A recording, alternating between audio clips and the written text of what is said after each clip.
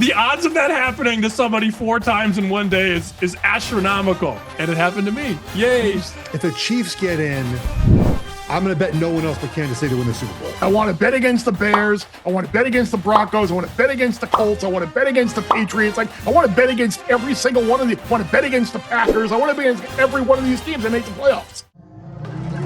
They did not profile like a 10-win team. They profiled like 7-win type teams. I can't wait to let 18 to 22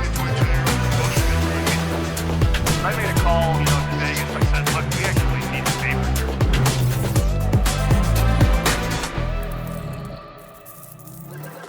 What's going on, everyone? Bear Bets Pod is back. Our weekly rewind on the college football and NFL weekend. Look ahead to lines, action, betting, whatever we're going to do. Against all odds, guys, here we are back on Monday looking to do it all over again. Just remember, when the SEC beats up on each other, guys, it's because they're better than everyone else. When everyone else loses in conference, it's because that conference sucks. Just keep that in mind as we talk about college football today. And then when Oregon clobbers USC and the Trojans fall out of the top 25, Bear, that will not be a ranked win. They won't fall out. They wouldn't. There aren't 25 teams to rank. That's the thing. And it's so bad. Like, I mean, you can rank 4 G6 teams if you want, Bear. That seems to be a method that works for some people. Yeah, don't get me started. That's like my biggest. Look, you can talk about the Miami Notre Dame thing till I'm blue in the face, but like that's like the biggest issue right now. Like there isn't a group of 5 team worthy of being in the playoff, and it's just a participation. Oh, let's put the little guy in a chance, and then we all want to see Georgia 49, James Madison 17. There, that's exactly 17. what we're. Wow, but a little late. A couple of late scores to. I mean, JMU's coach is going to be somewhere else in 2 weeks. Like he's not going to. He might coach that game, but his mind's going to be at Penn State, or there's reports today about UCLA. Sammy was the first one, national media, I think, that had talked about Chesney being somewhere big. Well, you put this on the radar, what, Sammy, 8 weeks ago? I mean, it was pretty quickly that you talked about him as being one of these coaches to look out for. Yeah, I don't know if he's going to get the job. That's who I would hire, and his name has come up in circles. I want to start with something, though. I mean, the elephant in the room is that we debuted a very fun segment on the show last week with a red phone about insider tips. And, when you hear something and then you vet the sources and the people that you trust double down, you go with the story.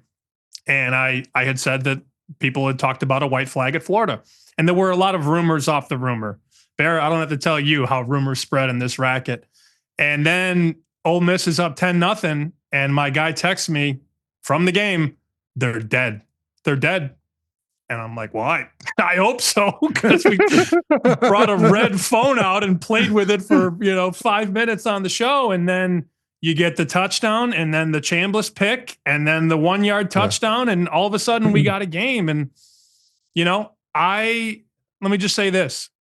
Fox did not give us a red phone because we make things up. Gambling is a very, very wild space. And if you took Ole Miss, like I took Ole Miss, I apologize for that. Like we all took Ole Miss. I do not apologize for trusting a source that has always been good to me. The information, he said they were going to quit. And early it looked like they were about to, but bang, bang, and then they're in it. And then you could tell that like Lane's team was a little shook by that 10-0 into 14-0. And that's what happens when we play sports with an oblong ball. But I do apologize for getting people on the Ole Miss side. I trusted my guy. Didn't come true. Well, I'll just add, like, there was nothing to indicate that Florida was going to put forth that type of effort, especially after getting down in the game. They flat out lied down the week before against Kentucky. And then they came out and were down double digits out of the gate. So like nothing could have foreseen that. The move going from 13 to 17. And then when there was that bad buyback, I was like, whoa, someone is kind of disputing the end. So it happens. We've all been there. There was no reason to not think that the info wasn't good that you laid out there. Cause like I said, it's been someone who's been good to you in the past. So yeah. That's why they call it betting. Sometimes you win, sometimes you lose. And in the SEC, guys, like I've made the the Labrador retriever, like the golden retriever, like dog puppy analysis, like analogy rather, with Georgia. Like they're no longer the little puppy dog. Like something's happened there. If you catch my drift, and they've grown up. Everything that you saw in the early part of the season, the issues, the injuries, the close losses, or the loss, the close wins, they've gotten deeper and they've gotten more experienced and they've gotten better. And if you're asking me to do a national title draft right now, they would be number 2 right behind Ohio State in my book. Georgia, the only touchdown that Texas scored was off that turnover. I love the call by Kirby to go for the onside kick to really steal a possession and really bury Texas. I think we can put look, we talked about Texas being a 3-loss team, maybe to get into the playoff. I don't think it's going to happen now, given all the other results that we saw, and it probably shouldn't happen. Actually, no, not probably. It shouldn't happen. And I think any discussion of them getting in is probably a little bit of overkill and content fill. But Georgia is a legit national title contender, and they're going to benefit, I think, by not being in the SEC championship game. You're going to get that week off, and then you're going to get a first round bye, I think, too, where I think you're going to be anticipated to be in the college football rankings, and you're going to wind up probably being that 4 seed. Look, this job they've done this year of grinding out wins, Bear, in tough environments, grinding out wins that weren't always pretty. Look, the point of the sport now feels a lot more like the NFL, where you want to be peaking right now and maybe into Thanksgiving weekend versus playing your best ball to start the season. Now, of course, if you lose enough games early that it messes with your chances to be a playoff team, that's obviously not great, but they're peaking at the right time, right? The defense feels like it's getting slowly better each and every week. Their offensive line, which was super beat up, we even talked to Curry about this a few weeks ago, getting healthy, playing a lot better. Their offense is very creative still. They have a lot of weapons. They're finding different ways to use the personnel they have, Sammy. And so you have to be very impressed with Georgia. And I think the winning pedigree, right? Having done this before, now maybe not with this exact group, but having won in that building. When you walk in that building and you see the championship trophies in the lobby, as players, you trust the process, right? And so there's a lot of buy-in there as well. So I think Georgia, to Bear's point, if you're betting on teams to win right now, Ohio State and Georgia are only 2 that would see my money. Gunnar Stockton continues to win these big games too, Bear. Aside from the Alabama game, when Bama and Georgia both just shut everything down offensively in that second half, Gunnar Stockton has risen to the occasion. And Geoff, we were playing the game on social. Was it last week or the week before? It was like pick the best quarterback. Yeah. And you brought up that Gunnar Stockton just keeps finding ways to win these games. Yep. And here we go again. You know, that's a barn burner. That's the crazy part about the game. It's 14-10. We got a good game. And then all of a sudden, Georgia gets the touchdown. How about the onside kick call by Kirby, Bear? To go for the onside kick, given everything on the line there, you missed that. Texas could be right back in the game. But that was, I went 0-4 last week in college football. I got 14-0'd 4 times. You know what 14-0 is? When you give up a touchdown and then there's a turnover and then they go and get another touchdown. It happened to me with Texas. Notre Dame is 0-0 against Pitt. The Jeremiah Love 60-yard touchdown and the pick 6. How about Mississippi State, Bear? We were on that one. Yep. It's a close game. It's a 4-point game. Hardy, 72-yard touchdown. Next play, pick 6. Fun times, right? That was, and then Texas, it's 14-10, touchdown, onside, touchdown. On top of the Ole Miss 10-0, touchdown, pick, touchdown. I'm like, the odds of that happening to somebody 4 times in one day is astronomical. And it happened to me. Yay. Hopefully you got all of your bad karma, your bad beats, your Hashem moments. Hopefully they are all gone now for the season, and nothing but smiles and rose bushes and good wins for you. Yeah, that'd be nice. The commenters have been pleasant too, Bear. Oh, but the onside, the commenters never lose a game, right? The onside kick was so ballsy, and Texas never saw it coming. I love those moves. I mean, the NFL obviously going to that dynamic kickoff. You can never get those onside kicks anymore, but they do really change the game. I mean, I've seen it on my end with Dan Lanning. I mean, he's done it multiple times in big games. You just don't think it's coming. And when you execute it, it gives you that huge boost all over the team, offense, defense, obviously special teams. You practice that for weeks, maybe, Sammy, before you actually run it. I knew Sammy was in a bad place this weekend when Ty Simpson threw the pick six. And Sammy texted us and said, "There's one of the 3 touchdowns I need for Heisman." I was like, I knew Sammy was in a bad place. I just stayed away from like egging you on or like jabbing you. I think I said LOL to that text and moved it along. I knew you were in a bad place when that happened. It was the worst Saturday. I went back. My last 4 years is the worst Saturday I've ever had. It's not even close. And look, we had talked about Bama and brought up how it felt like they were begging to get beat over the last month or so. And Oklahoma finally took them up on the offer. And it was amazing because Bama had a 2-to-1 yardage advantage. It really should have won the game, but you turn the ball over 3 times. You have the long pick six, like they had long pick six a couple weeks ago. You had a field goal blocked, another turnover deep in your own territory to set up the winning field goal. It was everything that Bama had done right to this point and being on the right side of. Yeah, they were on the opposite side this week, and now you get 2 things out of this. You have an Iron Bowl for the ages coming up in a couple of weeks. Bama needs that game now. And I can only imagine the pressure and how tight Kalen DeBoer and that team will be going to Jordan Hare, the House of Horrors, in a must-win situation. And the most perfect result of this season, the most Auburn result of this season, will be Auburn beating Alabama to knock them out of the playoff after everything that has happened to Auburn this year.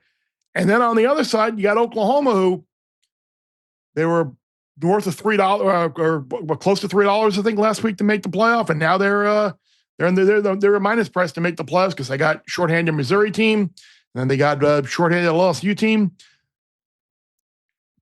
Oklahoma is a team that I don't know if it all adds up. Defensively, they're good. Mateer still, their offense really isn't great, but 10-2, they're going to be in the playoff. Bear, everyone's favorite game here, post-game win expectancy. Yes. Oklahoma, Alabama. Have you seen this yet? I have not seen it. Okay. The post-game win expectancy for Oklahoma was what in this game? What would you guess? Oh, God. 10%? I was going to say 4.8. 4.8%. 4, according to Bill Conley. Success rate on offense in that game was 27% for Oklahoma, and they won the game. The success rate number that checks out based on watching the game and seeing the game. That absolutely checks out. You gotta give I can't remember seeing Oklahoma do anything positive offensively in that game. The thing about Oklahoma, though, is like, because their offense does have those lulls, our defense is obviously fantastic. There's rumors that Pabula might be back this week. I mean, who knows if that's actually the case? I mean, I wouldn't put it past Missouri or LSU to beat Oklahoma here down the stretch, right? I mean, it's not without the realm of possibility considering what we've seen in the sport so far this season. So, Sammy, I think Oklahoma's in. I think they're going to win these games. They probably don't win a playoff game, but to navigate this stretch of Texas, South Carolina, Mississippi, Tennessee, Alabama, and Kentucky, Missouri, we know would be ranked if the quarterback wasn't hurt, right? I mean, that's part of it. So another ranked sort of team here. Really good stretch for Oklahoma. No doubt. And you really wonder if Mateer doesn't have that freak injury where he slams his thumb against a helmet, what's Oklahoma? You know, I mean, they rushed him back for the Texas game, but he couldn't grip the ball.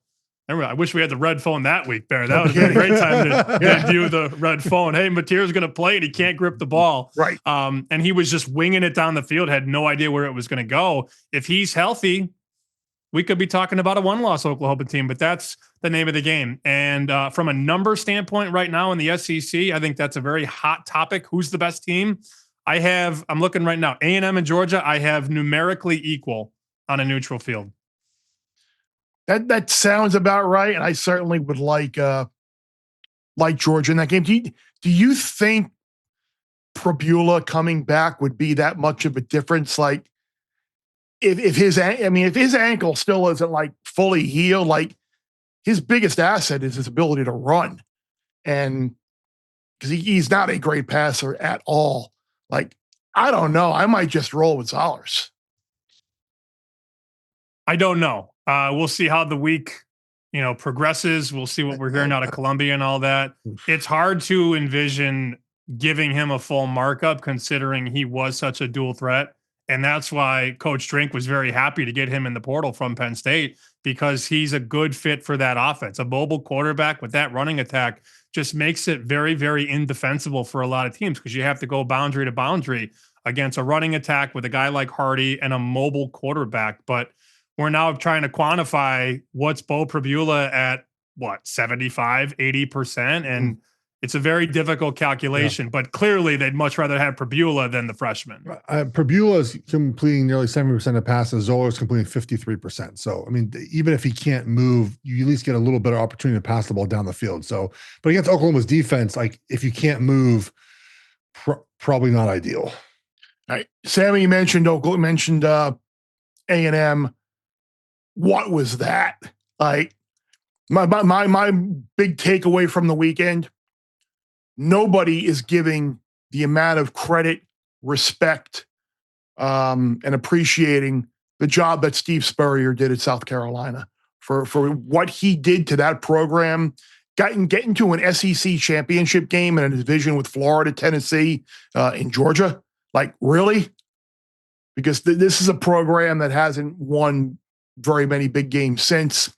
Had Alabama beaten, couldn't close it out. Had a 4-touchdown lead against A&M, couldn't close it out. A terrible 4th down call. And once they got stopped on that 4th and 1, everybody knew what was coming.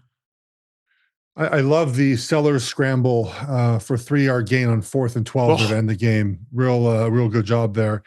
Offensively, man, what just a wreck. A play call in the second half. Look, I think Bear. Yeah, you can knock A&M for this, but this just feels like college football. It's hard, and you're going to have weekends when you don't play your best, and the goal is to win, right? Win that game by 1, win that game by 3 touchdowns. Where A&M's at right now, a win is all that matters, and you can maybe judge them moving forward and maybe change your analysis of their ability to win some of these games later on. I do think it's fair if you're looking at sort of a national title picture.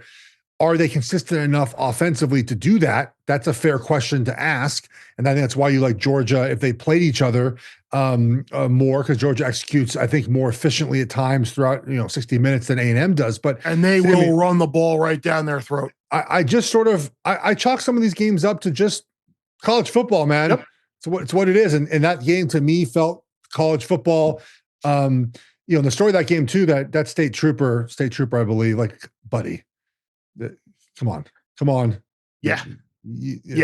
I've never seen them move that fast. They ejected him from the game immediately after that happened. Good for them. Good. I mean, it was good that they did address it right away. Yeah. You see the video of it afterwards, and like the one player made an effort to get out of the way, and it almost looked like the trooper, the officer, leaned into him to initiate contact. So it was not a good look. Who cares if he ran into you? Just scored a touchdown. He's right after the celebration. If he runs into you, he runs into you. Get over it. That's not your job. Your job is to prevent people from coming on the field, not getting accidentally hit by players that are celebrating. Come on. All right, enough of that, Sammy. What do you got for this game? I was just impressed that they came back and won. I don't think anybody thought they were going to erase a 30-3 deficit, maybe outside of the A&M umbrella that people live under around there. And Kyle Field, I will say this, a lot of fan bases would have just left in the third quarter, just kind of wave the white flag. But to be down 30-3 and come back, and I was going through some of the mentions, because remember earlier this day, Mike Elko signs the extension. Mm-hmm. And the mentions were not great, guys. The mentions online were not great. Let's get rid of him. Fire him. He's only 10-0. We don't need him. Yeah. Oh, they were going after the wife, the kids. I'm like, these people are ruthless right now on the internet. And then they come back, they win the game. Was it a great performance? No, but an unbelievable comeback. I mean, there was a win expectancy number. I saw South Carolina had 97% at one point in that game. And even when you say that, you're like, that feels a little low considering you're up 30-3 in the game. But all you do is win games and move on, and that's what A&M did. Yeah, 30-3 here. You're not really expecting to get shut out in the second half, and you figure if you can just score one more time with the 4-touchdown lead, then it absolutely is over. But I agree with Geoff with what you said. It's funny, me and my buddies in our big Miami group chat that like we have a saying like, how hard is it to win? Winning is hard. Like when you see these, like this was a perfect example. The A&M comeback this week, the USC comeback this week, Georgia Tech's comeback this week over a terrible BC team. Winning is hard, and you know what? They came back and they got the W. So by all means, give them the credit. I don't know if Reed's performance in the second half. Like, I think the Heisman's coming down to saying Mendoza, winner of the Big Ten championship game, gets it. I don't think there's a bet to be made here unless you want to take the plus money. Actually, I am going to talk myself into a bet now. I think Ohio State will win. I've already bet Ohio State minus 3.5 on the look-ahead line. And if you can get Julian Sayin at plus money, which infers that Ohio State is going to beat Indiana, then Sayin's worth a bet to win the Heisman. I think that it's funny that the Julian Sayin naysayers essentially just say that like he's not flashy enough, which I certainly understand that idea, right? Like you typically find a Heisman with a Heisman moment, and Mendoza has the end of the Penn State game, but other than that, there's not a ton of Heisman moments. And Julian Sayin will have an opportunity against Michigan, who I think Ohio State will beat this season. Yes, who knows? And then against Indiana to have back-to-back games where he has those moments. Indiana's off this week and then gets Purdue. And so if you can get plus 180 right now for him to win the Heisman, knowing that he has these two games upcoming against Michigan and Indiana, Sammy, that's the path for Sayin to win. You win those two games, you're 13-0, you have the numbers you have, and you win in those big games by throwing the football. He's going to win the Heisman, even though, again, it's not flashy. It's not what we've seen from past Heisman winners, but the sport this year doesn't really provide us that. There's not a lot of quarterbacks that are playing at a level to win a Heisman that have sort of the flash we've seen of other winners of this award.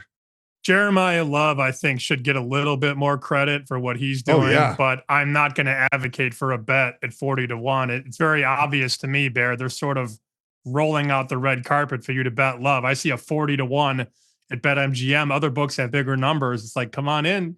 We'll give you 40-1. Exactly. But he's got 1,400 yards and 17 touchdowns. Like a guy like that should not be 40-1, but it's going to be one of these quarterbacks. And I think I got 45-1 on him before the year. So he was one of the two preseason bets that I made before Carson Beck and Jeremiah Love.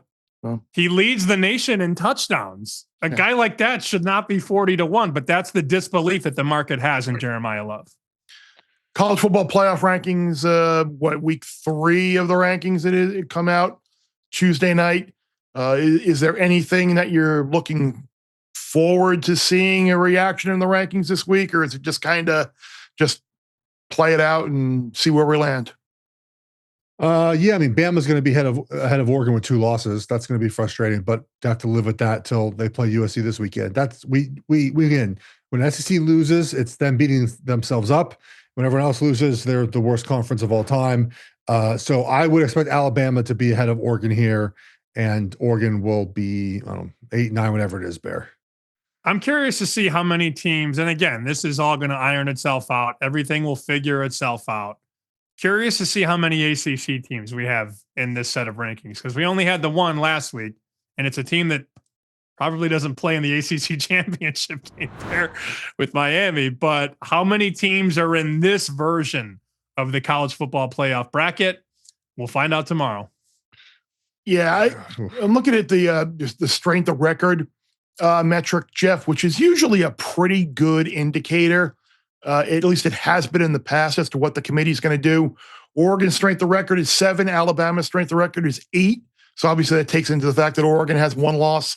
Alabama has 2. You look at the top 40 wins. Alabama's got 6 of them, which obviously reflection of the strength of the SEC, and Oregon's got 2. But they do got the 1 loss, and they get SC this week. So I kind of think that I kind of agree with you. I think Alabama is going to be ahead. I do not have Alabama ahead of Oregon in my meaningless rankings. I have Oregon at 6. I think Oregon's really good, and I think you mentioned it last week. Maybe they get Evan Stewart back.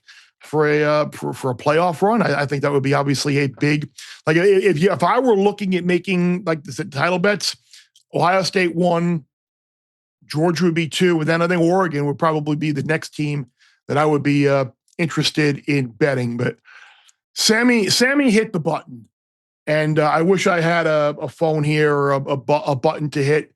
I don't need to go through the whole Miami rant again because I'm going to go through it again probably on Thursday. I'll probably go through it again on Friday and Bruce and the Bear. I'll probably go through it again next week and the week after that. But I think the bottom line with all of this craziness is 2 things. I'm very aware because I'm a Miami alum. Like I walk on eggshells at times to like worry about my perception and like being viewed as this Miami homer or like always having a Miami agenda, or like go back and look at last year. I was far from a Miami homer last year when they were 10-2 and people were saying, oh, they could be in the playoff. No, they had no shot at the playoff. They deserved nothing last year. But this year it's like enough of the craziness. Like we always talk about wanting these big non-conference games in college football. Take away Miami, insert whatever school, insert Oregon, insert Illinois, insert whatever you want to do. Imagine the first game of the year, you beat Notre Dame, and then you wind up with the same exact record at the end of the year, and Notre Dame goes to the playoff and you don't. How are you going to feel? Like, why would you ever sign up to play another big marquee non-conference game against a big name opponent if winning it ultimately wasn't guaranteed to matter?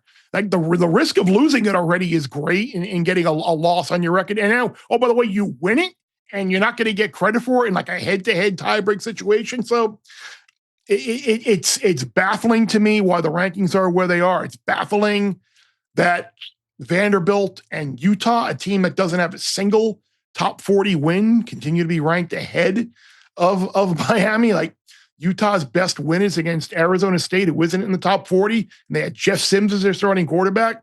And it's like the committee or this perception. I mean, there's certainly a perception of it that like losses matter more than wins.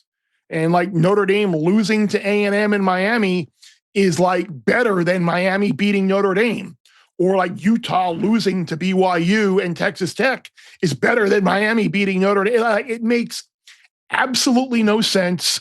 I have very little faith in the committee math. I'd love to know what their strength of schedule and strength of record stuff looks like and what the math goes into it, because I have a bad feeling it's strictly like compiling opponent one-loss records and opponent one-loss records. And as we all know, that's not strength of schedule. Like if you look, perfect example, Navy's 8-2. Notre Dame's getting credit for beating an 8-2 team. You look at the Saturday ratings, Navy is what, 77th? Houston is outside the top 50 and they're 8-2. And that's a win that is propping up a lot of these Big 12 leagues. So like one-loss record is not strength of schedule. I will stand down at this point. And if anybody has any other college football playoff rankings questions or issues or points or counterpoints they want to bring up, I'm going to catch my breath for a minute and grab a drink. I wonder if they're just protecting themselves for Miami's eventual 3-point win at Virginia Tech this weekend, Sammy.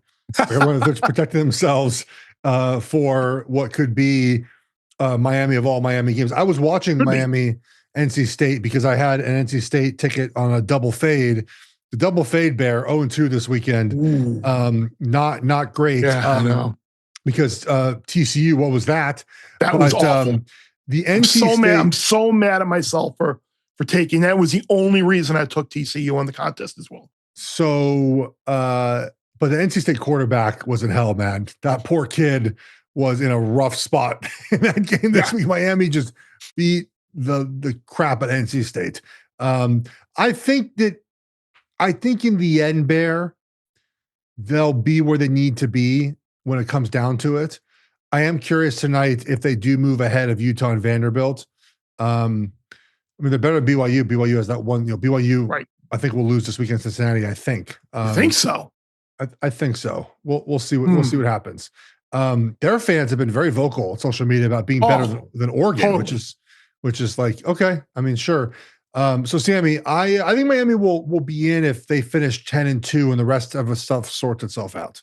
Let's just hope that they both take care of business and they both win out and they're both in the playoff. I think that's probably your biggest fear, Bear, is that Miami slips on the peel again. Like deep down, that's your big fear. I'll say it for you. If they finish though, they should be in. They should both be in. They should both make it. That's the thing that I think a lot of people are misinterpreting what I and other people are saying here. Number one, yes.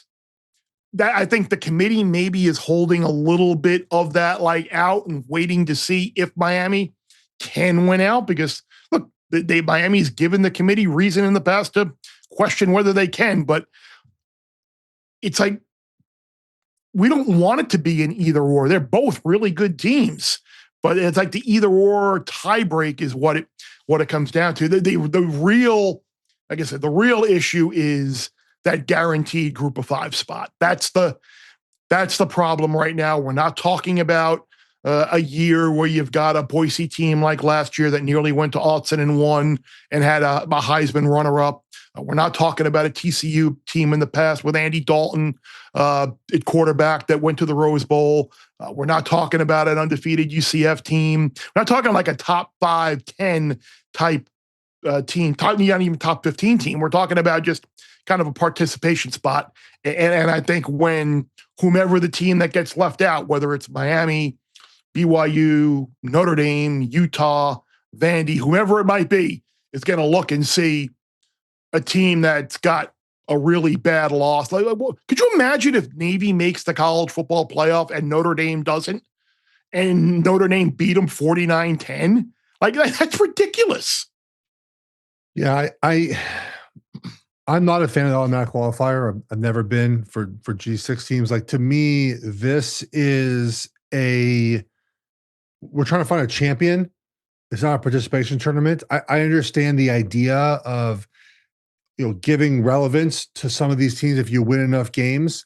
But like the thing that I find so interesting is this idea that like your season stinks if you don't make a playoff, Bear. Like we have this mindset where when I was in Oregon, there was no playoff, obviously. There was a BCS. Right. But my season did not stink if I didn't make a BCS game. Like 10-2 is a great season. Right. You don't go to North Texas thinking you're going there to win a championship or make a playoff, right? And the idea that we have to include them in because it's fair. I don't know what the concept is, but to your point, like Boise State last year was legitimately a very good football team. They weren't going to win a championship, but they deserved to be there. With 12-0, you mentioned the Oregon loss by 3 points in Eugene.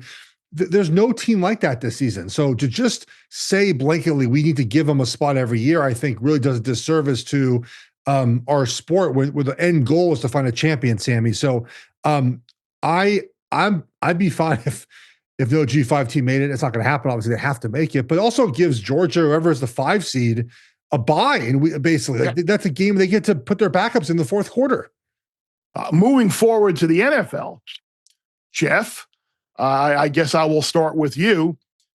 Why should I not bet the Kansas City Chiefs right now at 12-1 to win the Super Bowl and 5-6-1 to win the AFC? Why should I not do that as the Kansas City Chiefs sit here at 5-5 after a 3-point loss at Mile High on Sunday? You look at the next 7 games that they have coming up. I know, as I just said, winning is hard, but there's a really good chance you can make a case that they're going to win every single one of those 7 games and potentially be sitting there 12-5. I think 11-6 at worst. I think it is a great time. I remember last month when we talked about betting on the Baltimore Ravens at good numbers to win the division or win the AFC or win the Super Bowl. Now those numbers are looking a hell of a lot better too. I think it's a similar situation here with the Chiefs. Do you agree or disagree? I think you make a case they can lose 5 of these 7 games. I don't know what about their play makes you think they're going to win 5 of these games. They have to win 5 probably, right? Because that puts them at 10-7, and they don't have a tiebreaker against Jacksonville. They'll have a tiebreaker against Buffalo. We'll see what happens with the Chargers at the moment. They play the Texans, so they'll Texans stink. but the Chiefs have shown all season they stink too. And they beating the Giants, the Ravens, the Lions, good win there. The Raiders and the Commanders. They've lost every good team they've played. They're beating the Ravens and the Lions. Yeah, two of the best. Have you seen the Ravens? They played the Ravens defense that game. Needed three of us to play on defense. I look. The problem with the Chiefs is they, for many years, their superpower was winning the big moments. Right? They let other teams mess it up. Essentially, they don't do that anymore. They do not win the big moments. They make careless mistakes during games. The interception Mahomes had in the red zone was a careless mistake. The penalties are mounting. They have a ton of penalties every week. The special teams, which had been a strength for years, has not been very good. And they keep making errors. So you have a 19-19 game, 4 minutes left. All you got to do is go down and kick your field goal to win the game, Bear. How many years have we seen them do that? Instead, they went 3 and out and got sacked and went for -12. They run the football under center successfully 3 times in the game and then don't do it the rest of the game. Like, they're just not a good team right now. Chris Jones said in the final 3rd and 15, the one that was completed for a first down, that they called the same play. Like, they've been calling all games. Like, Broncos knew that was happening. So I don't buy Kansas City right now. I know they're laying 3 against the Colts this weekend. I don't know. I'd love for Kansas City to win the game, but they've shown me nothing this season, Sam. What they have shown me, though, is that we are going to hit our overs on Travis Kelce. We talked about it before the season.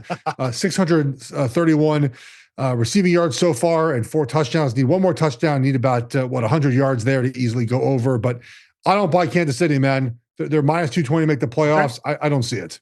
An AFC West bet on the Chiefs right now. Why don't you just send me the money and I'll make the bet? Right, exactly. Yeah, give me the money. I'll put it in for you. It ain't happening. Yeah, correct. It's lighting it on fire because the Broncos defense is not going to allow that team to go 2-5 down the stretch. Just not going to happen. And that's the problem with making any of the smaller bets, like the divisional bets or the playoff bets, is that Denver has a 3.5 game advantage right now. Denver's 9-2. And the Chiefs are 5-5. So Denver has to fall off a cliff and Kansas City has to be perfect at 5-5. Like, what tells us that they're going to go 7-0 or 6-1? I have joked, though, Bear, for about 2 weeks now. We're going to look up Championship Sunday.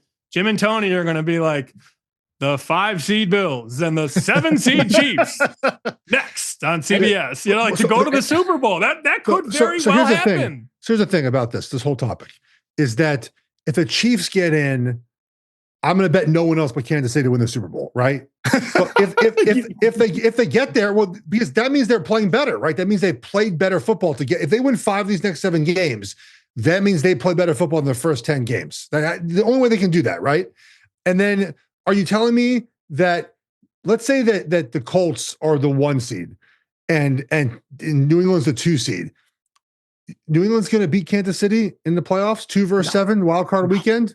I'll bet on Kansas City in that game, and then Kansas City would go as a 7 seed to Indianapolis and play the Colts. Daniel Jones in a playoff game. So there's a path for the Chiefs to actually get in there. So if you want to bet 12-1 that they win the Super Bowl because you think they're going to win 5 of the next 7 games, I just don't think they're going to win 5 of the next 7 games. If they do, that means they're playing better football, obviously, right? So that's how you wager on this, but. I just don't expect them to win those games. I don't know what they've done this year to show you that. I also think, Bear, I don't want to bring up injuries, but you are one big injury away from not being in, right? Whether it's Worthy, whether it's Rice. What if Chris Jones goes out and misses 2 or 3 weeks? Then you have no pass rush. And then, God forbid, no 15 rolls an ankle or something. I mean, you have no margin for error. They have to be near perfect to get in. If they get in, they're dangerous, but they better get in. Speaking of getting in, the big weekend, the big winner of the weekend, the LA Rams. We talked about it on Thursday. If you wanted to make an MVP bet, try to kind of choose your fighter. If the Rams won, you were going to see the Stafford price get halved, and that's pretty much what's happened. The Rams are, in my opinion, the best team in the NFC. Sam Darnold turned into a little bit of a pumpkin like he did last year with the 4 picks. That was incredibly frustrating. It had to be incredibly frustrating if you had not only the Bucks yesterday, but if you had the Rams yesterday, you get 4 picks of Sam Darnold. You don't cover. And oh, by the way, the Rams won the game there. So you're going to look at all the home field and play up by or whatever. Oh, by the way, they have the Falcons first round pick next year, and Michael Penix being out for the year now. You could be looking at the Rams with this core and having a top 5 pick in the draft next year, Geoff. At least I think we were all in this. There was a dumb trade at the time. And it's even dumber now for the Falcons. Look, I was on the Rams, by the way. So I had the Giants who pushed at 7, right? Being up the entire game. That was good. The Bucks plus 5.5, who were covering the entire game till they fumbled at the very end. And the Rams who forced 4 interceptions and couldn't cover. And Seattle, by the way, had a 61-yard field goal there. I think I saw Will tweet out that before the kick, the Seahawks were the favorite to make the kick. Like they were getting like minus 120 to win the game, really? Which is insane. Yeah, absolutely insane. But yeah, the Rams are what we thought they are. Like they're a very well-coached team. They play hard. They do some good things. I think the takeaway from this game too, Seattle's defense is real. I mean, the Rams scored 21 there, but Darnold's a pumpkin, man. It's why we didn't bet on him, Sammy. It's why we didn't trust me, at least the Seahawks, to do much in the postseason this year. Would you like me to read a text from the Bears group thread, Bear? Please do. Caleb's more clutch than Mahomes now. That's a thing in the Chicago group threads. I swear to God. How's JJ McCarthy doing? How's that? So the Bears have won. The Bears have won 5 games this season, trailing with 2 minutes left or less. Yeah, 5 comeback wins. Kevin Burkhardt was like, the comeback kids, do it again. They're 7-3, and I don't know if they've beaten a good team yet. I'm going to want to bet against every team in the playoff. It's going to be impossible for me to make a playoff bet because I want to bet against the Bears. I want to bet against the Broncos. I want to bet against the Colts. I want to bet against the Patriots. Like I want to bet against every single one of the. I want to bet against the Packers. I want to bet against every one of these teams that make the playoffs. Cowboys, Raiders, Commanders, Saints, Bengals, Giants, Vikings. Those are their 7 wins. I also have never seen this. I have never seen a 7-3 team with a -6 point differential. That's never happened. It's like the flip in college football.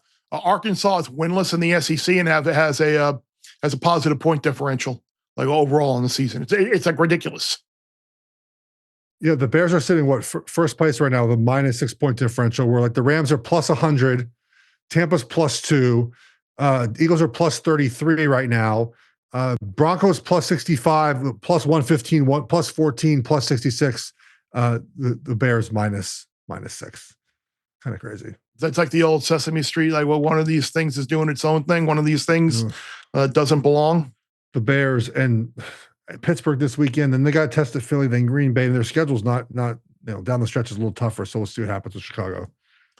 And we'll see what happens with the Stellars too. If Aaron Rodgers' wrist is indeed broken, how long that stays out? Because I was watching that game yesterday, Bear, and didn't realize Rodgers was out, and it looked the exact same for like a quarter before I realized he wasn't playing. It's funny. Yeah. My wife was sitting here like, gee, look, it's like the exact same thing, and they might even argue that they're doing a little bit better without Aaron. So, who knows?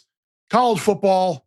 Or NFL, whatever way you want to go here. What are we looking at this week in terms of line moves? When I sent the guys the note about a game I was looking forward to looking to see if there was going to be movement.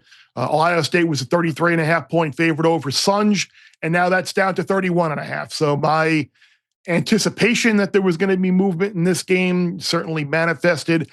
If you're Ohio State, Bear, it moved even more. There's mostly 30.5s now. 30.5 now. I don't know why you would risk playing Jeremiah Smith and/or Cornell Tate this week. Look, Smith isn't going to win the Heisman. He's going to win the Blitnikoff. That's like a done deal. You don't want to re-injure or tweak or aggravate whatever it was that happened last week when you got to go to Michigan, and you don't want to end that losing streak to the Wolverines. So yeah, I wonder if this game is done movement. No, it might not be. I don't think there's going to be an appetite to lay this number considering what's on deck for Ohio State. Now, could be wrong about that, of course. But the initial push is real on Rutgers, and we'll see if we do get that buyback on Ohio State. Here's a game I kind of smell a public underdog, Geoff. Oregon, 9.5 at home against USC. What do you think the room's going to be in this one? You think they're going to take the points with that's a lot of points for Mayava, right? I took Oregon -7.5 as soon as that hit on Sunday. I feel very confident about Oregon's ability to win this game. And win this game by a good margin.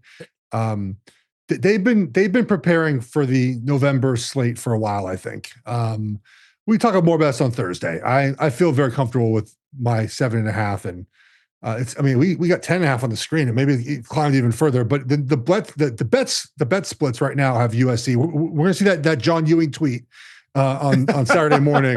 USC. I think what it was 1-4 this week, right? Georgia was only favorite, only covering side for the top 5 tickets. So it's going to be a public dog with USC here. Here's the thing with SC, like, what makes you think that anything is going to be different this week? Like, if you look, they've lost 8 straight games as a road underdog, 0-5 under Lincoln Riley. In their last 21 games as a road underdog, they've pulled 2 upsets. They're 5-16 against a number. Like, what makes you think that this is going to bring a different result? What's funny, I think actually one of those covers was against Oregon 2 years ago. I think they covered against Oregon played kind of a sloppy game and wasn't able to cover, but might have been one of the covers. And then the win in Seattle, 16 against UW. So I don't know. We'll talk about this game more. I feel very good. Plus, I mean, just from an injury perspective, this is why injury reports they're not needed in college football, but this game specifically. So USC lost their left tackle against Iowa, and they lost their best defensive player in Kamari Ramsey as well. And Fitzgerald, I think, like if they don't have Page, their left tackle, and Ramsey, their safety, that changes a big part of what they can do in this game. Now, we won't know that till Saturday, right? We're not going to have any idea. And you might not even know it until kickoff. So like those are 2, like, I think outside of quarterback, those in the wide receivers, like those guys without their left tackle and without Kamari Ramsey, it's a much different USC team. So quickly, the games I'm eyeing here, I like Iowa to thump Michigan State this weekend back at home, -16.5. Michigan State is horrendous. Bear, thanks for putting me on Penn State. I was on that as well. I mean, that's a game where like you think off a bye. Michigan State, nothing. They had nothing. They had one early drive early. So I think Iowa's just going to run the football, do their Iowa thing. They don't quit. It's not a team that quits. We saw last week. They didn't quit after the Oregon loss. They just can't throw the ball, but it won't matter against Michigan State. The other one I'm eyeing, Washington goes to UCLA. Bear said in the pre-pro, the thing I love more than anything else is betting against Washington on the road. It's very profitable, but this is a bad spot for them, right? They're bad on the road, have a home game against Oregon the week after. And Jed Fish, is he going to stay in Pasadena there after the game to be the Bruin head coach? Like, this stinks. But the only thing I'll caveat is that we got to see if Nico's healthy or not. I think he will be. Concussion, I think he'll be back this week. But 10.5, I like UCLA to cover this one. And Bear, I'm going to be very, very upset if Florida loses this game against Tennessee by 40. I'm going to be so mad. You know it. You know that's so coming. Mad. You know that's coming. That Tennessee's going to go in there and win by like 4 touchdowns this week after they went and sold out on the road last week. It's exactly. It's like the in and out, when zigzag and everything else. It's exactly what's going to happen. Even though I think our producer Sully thinks that the Vols are going to lose this week. All I care about, we need the Vols to beat Vandy in a couple of weeks. It's all I need out of you, Sully. Just beat the V at Neyland. Help my Canes out. It's all about that. That's the agenda for the rest of the year. So I love it. That's all we got for now. Appreciate you for stopping by and listening. YouTube, Apple, Spotify, wherever you get your podcast. We'll be back on Thursday. Bear Bets College, Bear Bets NFL, Bruce and the Bear Friday, big noon kickoff from historic Nippert Stadium on Saturday. We'll see that ranked team on the road against an unranked team. We'll see if BYU can survive the upset trap. Until then, remember, less you bet, more you lose when you win.